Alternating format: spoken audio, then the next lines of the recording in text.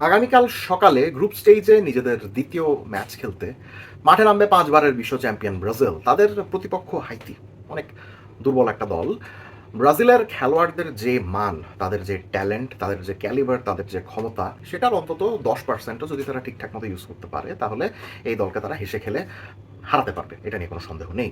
So আগামীকালের প্রতিপক্ষ Haiti হলো, ব্রাজিল যখন ইভেনচুয়ালি পরের রাউন্ডগুলোতে উঠবে, তখন আরও অনেক শক্তিশালী দলের এগেনস্টে তারা খেলতে নামবে। সো তারা যখন ওই সকল শক্তিশালী দলের এগেনস্টে খেলতে নামবে, তখন তাদেরকে কিন্তু আরও অনেক বড় চ্যালেঞ্জ ফেস করতে হবে। এবং মরক্কোর এগেনস্টে আমরা যেরকম ব্রাজিলকে দেখেছি, ব্রাজিলের অবস্থা যদি ওরকমই থাকে, ব্রাজিলের কৌশল যদি ওরকমই থাকে, ব্রাজিলের খেলোয়াড়দের সিচুয়েশন যদি ওরকমই থাকে, তাহলে কিন্তু সেভাবে নিশ্চিতভাবে জোর গলায় বলা যাচ্ছে না যে পরবর্তী ওই সকল বড় বড় চ্যালেঞ্জ ব্রাজিল হাসি মুখে পার করতে পারবে। সো এটা একটা অনেক বড় সমস্যা।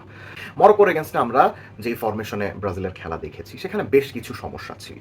যে সকল সমস্যাগুলো কার্লো অ্যানচেলত্তি অবশ্যই দিনরাত চেষ্টা করছেন সমাধান করার জন্য, বিকজ ব্রাজিলকে হেক্সা জিততে হবে। তার উপর মরার উপর খাড়ার ঘা হয়ে যুক্ত হয়েছে নেইমারের ক্রমাগত ইনজুরি। আমি এখনো বিশ্বাস করি যে এই বয়সেও নেইমার যদি কমপ্লিটলি ফিট থাকতে পারতেন, তাহলে এই ব্রাজিলের অন্তত 30-40% সমস্যার সমাধান হয়ে যেত।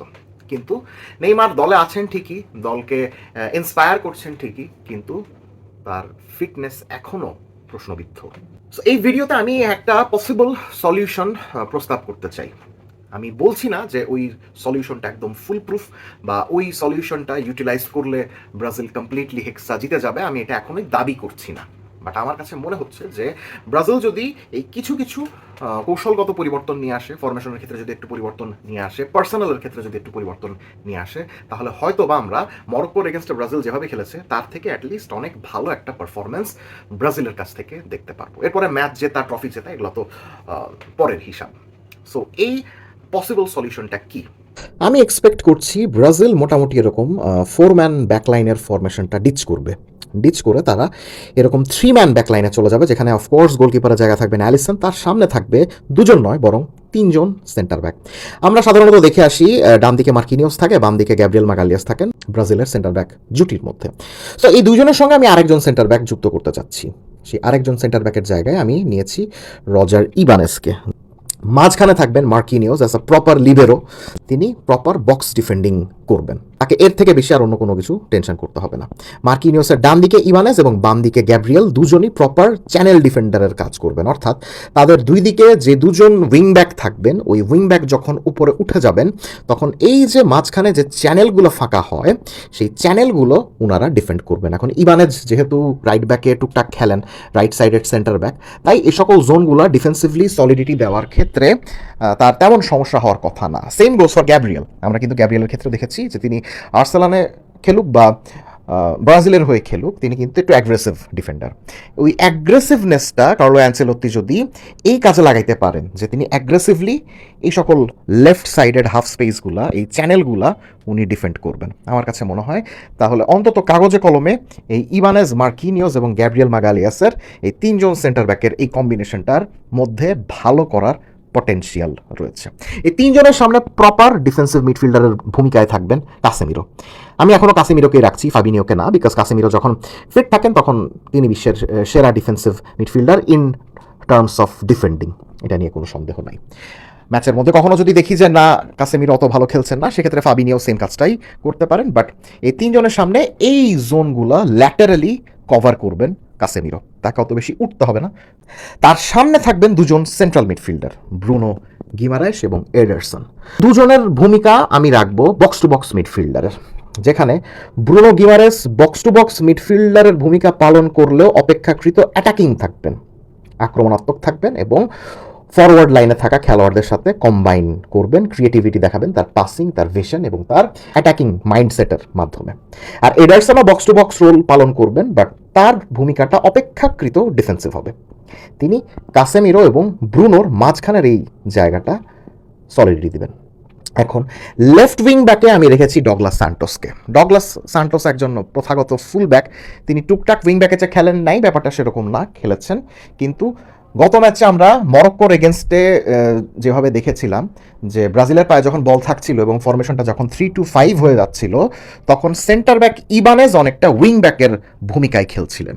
সো ওই ট্যাকটিক্সটা অনেক বাজে ছিল। আমার কাছে মনে হচ্ছে একটা সেন্টার ব্যাককে উইং ব্যাকের ভূমিকাতে না খেলিয়ে বরং একটা ফুল ব্যাককে যদি উইং ব্যাকের ভূমিকায় খেলানো যায় তাহলে তার কাছ থেকে প্রবাবলি বেটার আউটপুট আসতে পারে। সো ওই চিন্তা থেকেই আমার কাছে মনে হয়েছে ডগলাস সান্টোস যদি এই ধরনের জোনগুলো কভার করেন এবং উপরে ভিনিসিয়াসের সাথে কম্বাইন করার চেষ্টা করেন, ভিনিসিয়াস যখন সাইড লাইনে থাকবেন তখন তিনি এভাবে ইনভার্ট করে এই সকল হাফ স্পেসে অ্যাক্সেস করবেন, বা কখনো কখনো এডারসনকে হাফ স্পেসে যাওয়ার সুযোগ করে দিয়ে তিনি এভাবে ইনভার্ট করবেন মিডফিল্ডে।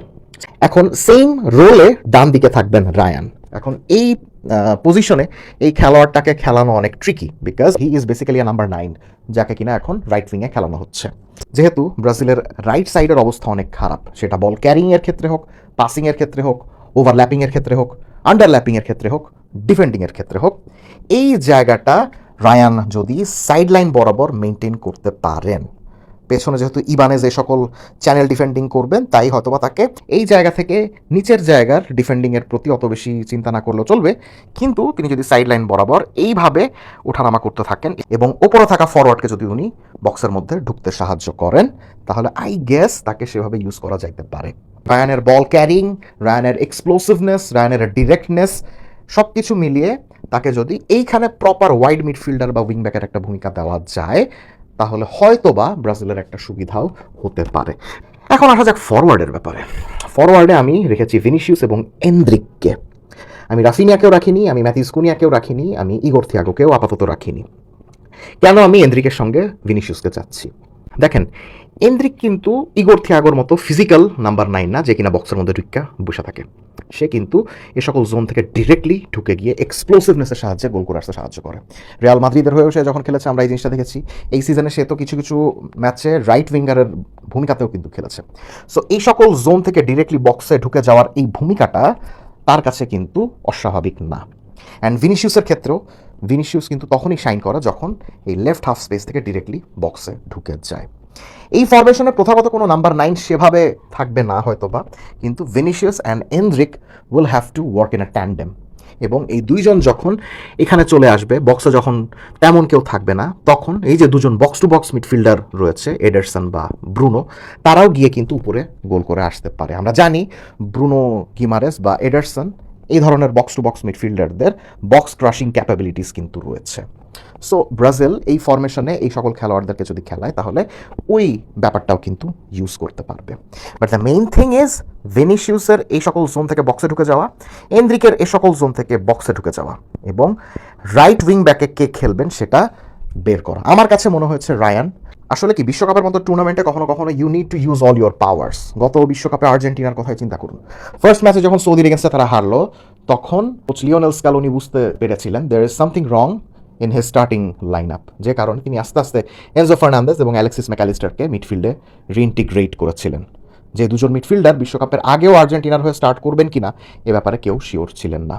কিন্তু দেখেন, বিশ্বকাপের মাঝপথে ওই আনকোরা এনজো ফার্নান্দেজ এবং অ্যালেক্সিস ম্যাকঅ্যালিস্টারের দুর্দান্ত পারফরমেন্সের কারণেই কিন্তু আর্জেন্টিনা বিশ্বকাপ জেতে। সো এই বিশ্বকাপেও কোচ কার্লো অ্যাঞ্চেলোত্তি যদি ওরকম আনথিঙ্কেবল কোনো কিছু করে বসেন, যে আনকোরা এনদ্রিক বা রায়ানের উপরে ভরসা রেখে কিছু যদি একটা করে বসেন এবং সেই টোটকাটা যদি কাজে দেয়, ইউ নেভার নো। বিশ্বকাপে এরকম যে কখনো হয়নি ব্যাপারটা সেরকম নয়। বাট নোয়িং কার্লো অ্যাঞ্চেলোত্তি, তিনি কখনো এরকম হোলসেল চেঞ্জের মধ্য দিয়ে যাবেন না। আমি এখনও মোটামুটি নিশ্চিত যে হাইতির এগেনস্টে আমরা ওই সেম 4-2-3-1 ফরমেশনই হয়তোবা দেখবো, যেখানে হয়তোবা মেইন স্ট্রাইকারের জায়গাতে ইগোর থিয়াগোর জায়গায় ম্যাথিউস কুনিয়াকে হয়তোবা খেলানো হবে, রাইট ব্যাকে হয়তোবা ইবানেজের জায়গায় দানিলোকে খেলানো হবে, সেন্ট্রাল মিডফিল্ডে হয়তোবা কাসেমিরোর জায়গায় ফাবিনিও স্টার্ট করবেন। এই সকল টুকটাক চেঞ্জই আমরা হয়তোবা দেখতে পারবো ইন টার্মস অফ পার্সোনাল।